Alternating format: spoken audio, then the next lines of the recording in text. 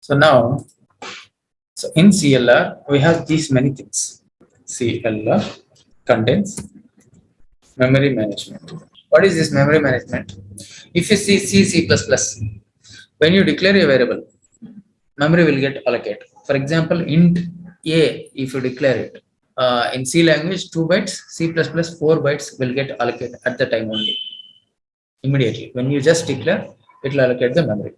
But here in .NET, memory will get allocated at the time of actual use, initialization, not at the time of declaration. For example, you have declared one variable here.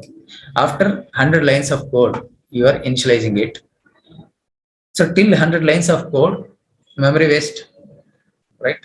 So no need actually, right? So to avoid that in .NET, what we'll do? Memory will get allocated at the time of initialization, but not at the time of declaration. Okay. Now, like memory management, we have file management for to do the file process, input, output. Okay. How input is nothing but how you give insert, write, read and write to the file, read from the file. Okay, read from the file or write to the file. Okay, so that is called that how you will do file ABFIRST operation. This file management will take. Next, we have one of the important concept called garbage collector. So anybody knows what is generations in garbage collector? Did you heard about this generations? So this is generation 0. Very important introduction. Okay, generation 0, generation 1 and 2. So how this will work? When you declare and you initialize some variable, okay, for example, you do int I equals to 0. So immediately what will happen? There is a memory allocation is going to happen for I. Okay, so first it will put into generation 0. So then until unless generation 0 will become full, it won't touch G1 and G2. Okay, so when generation 0 will become full, what will happen? That time your garbage collector will come here. Okay, what this will do? It will check what is used, what is unused. What is unused? We have already used. No need to use of that. References are empty. How it will come to know? It will execute a finalize method to check the empty resources. Okay, to check the empty resources which are not in use. It will collect all those, do the cleanup, and who are remaining. What are remaining in generation 0? It won't keep in generation 0. There is a space. It won't keep. It will move those resources to generation 1. Move those resources to generation 1. So now either generation 0 will become full or generation 1 will become full. It will move to generation 2. Suppose generation 0 will become full, what will happen? Garbage collector will get invoked, move those resources to G1. When generation 1 will become full, then only garbage collector will get invoked and move to the next bucket. So this is how our generations will work in garbage collector. Okay, so how this garbage collector will work? You won't call explicitly, manually you won't call, implicitly when the scope is going to end, when the generations are going to full, that particular time automatically garbage collector will work. Automatic memory management. Here we are supporting automatic memory management. In C language, we use it to for creating M alloc for allocation of memory, C alloc for cancellation of memory. We have to do manually. Correct? So here this will happen automatically. And for example, I don't want to till wait garbage collector to invoke. In between, I feel there is a lot of garbage I want to clean. How you call? There is a method called system.gc.collect. GC stands for garbage collector. .collect is the method to call garbage collector explicitly, manually, wherever you want. Okay. Understood, guys? Now, so if you see, we have different types of data types are there, operators are there. Okay. So data types like Sir, yes, Manish. in garbage collection, Uh, how it will be work mostly? Means which is there any algorithm is using for garbage collection, or it's happen by any internal memory part? uh, it is internal memory part. This garbage is going to work with our uh, uh, the scope of this application. For example, now you have started one program. There will be parenthesis, right? Open Yes. parenthesis, close parenthesis. And variables are different types. Local variables, global variables. Local variables will keep inside the program, right? So that will be like within a method or within a class. And global variables will be there. For example, static, all those things. Okay.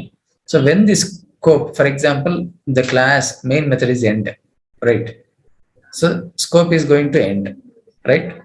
So Yes. that particular time, so automatically it will call the garbage collector. That is one way. Another way, when the memory buckets is going to full, like so that time automatically it will call the garbage collector. And in between, if you are using any static members and all, those things manually you need to dispose. That will learn later. There will be I disposable dispose. Okay. To remove unwanted resources One. to do the cleanup. Okay. Unwanted resources will use garbage collector. Garbage collector, just like garbage is nothing but our unused memory. What will be the second point, sir? I forget man. You have to listen that only. What I told, To remove the unwanted to resources, remove I the said. unwanted memory or resources, we use garbage collector. Okay.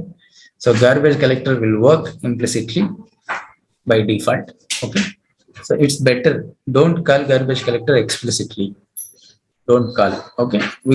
Whenever it required, for example, bigger connections in Sandal, we can dispose it, but don't call explicitly. It will take a lot of performance impact. Okay. So don't call until unless if there is a use, you can call using system.gc.collect. There it will call a before garbage collector invoke, it will call a finalize method to check what are the unused resources. So then it will find out those unused resources, then it will do the cleanup. Understood? Yeah. So if you want more, you come on Saturday, Sunday. Huh? I'll clearly explain. Okay. Okay. Next, what we are discussing, garbage collector, data types. Okay. We have data types like int to store the numbers, numeric data. So there are three types of integers we are supporting as of today. What is that? Int by default, it will be int 32. Okay, which is just a minute, guys. Int. Okay, by default, int size will be 32 bits. These are int 32 bits. By default, we won't mention int 32. Just you mention int also, it will take 32 bits. So now, which is 4 bytes, and there is one more called int 16, and we have int 64, 2 bytes, 8 bytes. So this is integer to store the numbers only, numeric data. Again, there are two different versions of, so this will also call it as int 16, will call it as a short. In this also there are two, okay, short. This short, which will allow positive, negative, both the numbers. -3276 will be there, right? Like +32, usually int means. So here, short means which will take positive as well as negative numbers. But if you want only positive numbers, it should not allow negative. Then you go for a U short, unary short, which will take only positive numbers from 0 to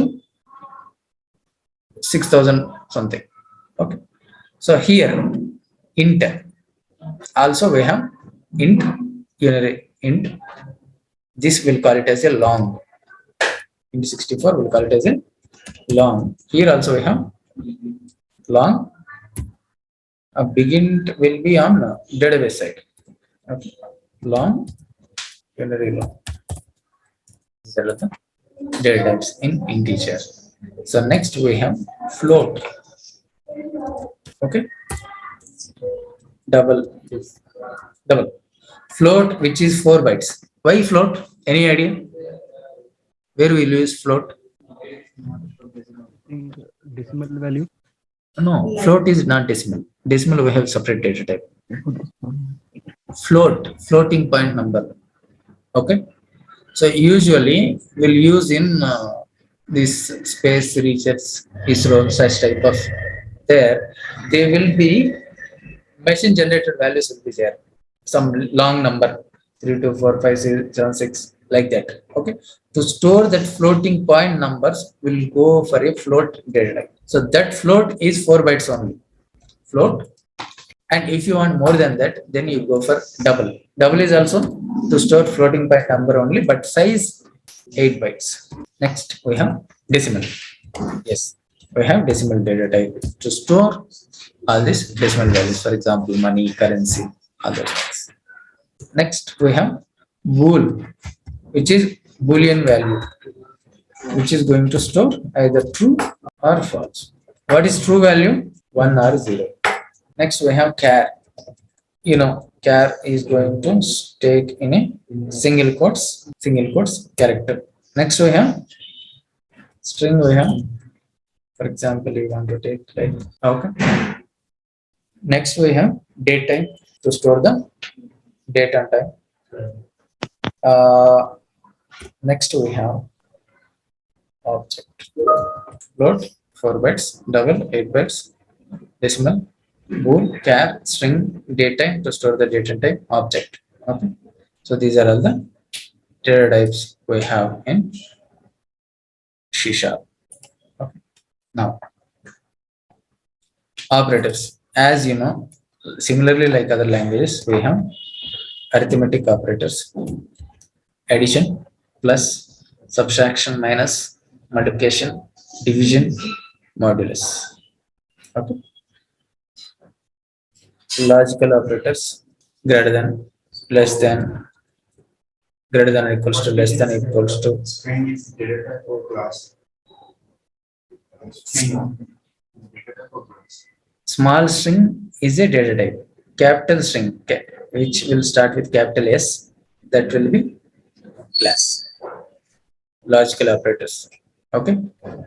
Bitwise operators. Okay. So relational operators. What are relational operators? And, or, not. Okay. Bitwise operators, single and, single or. Okay. So can anybody tell me what is the difference between this relational and logical and? What is the difference between this and this? Logical and means if it is true means it comes under true, like Which one? First one. logical. Relational. Okay. Sorry, logical. Okay. True. It said comes under true. True and true. We'll get true. True false means false, like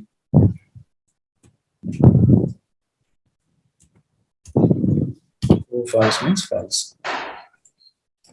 it's true, false, false, false, false. Okay. So what will happen if you have double and? So here what will happen? It will check this. Since it is false, it also check this. Then it will return the false when we have a single and. But here, once this is false, it won't check for this. This itself false. Let's return the false. No need to check other. So here one iteration will do extra. Here one iteration will get reduced. So in the first case, both are same, no difference. But second case, the difference is. So it will reduce one iteration.